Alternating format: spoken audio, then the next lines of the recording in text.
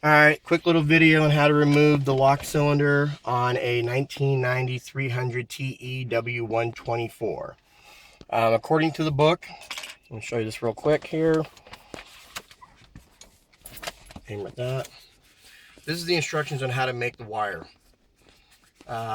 This should be 100 milliliters long. That should be 100 milliliters right here. All right. Now millimeters. I made mine too short. See, I made mine according to the drawing in terms of how it looks, but this is actually too short. Mine's too short. This should be 100. Mine's 70. 20 millimeters across, about 2 millimeters wide. Same as there's a wire size about the same size. So that's how I made it. And then you taper the tips just like that. Since mine is too short, I end up making an additional wire, which I put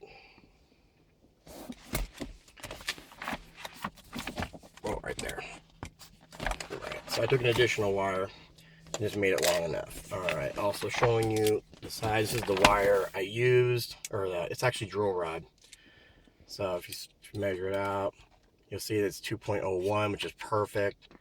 If you go into inches, you'll see that it's a 0.079, which is what I actually bought. All right, so that's what I made it out of. All right, following the instructions here, returning the key to the first spot over here. Okay, so what happens is the key is going to line up right with that first dot. So your hole up here and your hole down here is what you're going to access. Take your bevel, aim it towards the key, put it in there, and this goes a long way in. So just wiggle it in. There it goes. All right, you feel it overcoming resistance. Make sure you get in front. There it goes. I just felt it give in there. This one here, like I said, is not long enough. I got to angle it a little bit. Stick that one in there.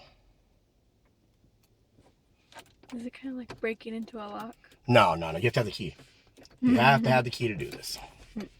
There it goes. See, it just popped it. Okay, so we just popped the entire lock off, right, as an assembly. Okay, now you generally have to remove this trim, just makes it easier. All right, so remove your wires out of the way. Hold the outer inside of the lock like that, and turn your key until you remove it. Okay, I'm keeping pressure forward. So now the key's out, and you just remove the whole thing as an assembly like that. All right, so there's your lock. All right, so putting it back in, you just put it back in, it lines up. So it won't go in all the way yet because the key's not in place. So you got it there, right? Take this, you have that little bevel right here, this little cutout, and that cutout over to the same area over here. Line it just like that. Okay, just put a little pressure on it, hold together. Put the key back in, turn it to the number 1 position again. And you line it up. Whoop, slip.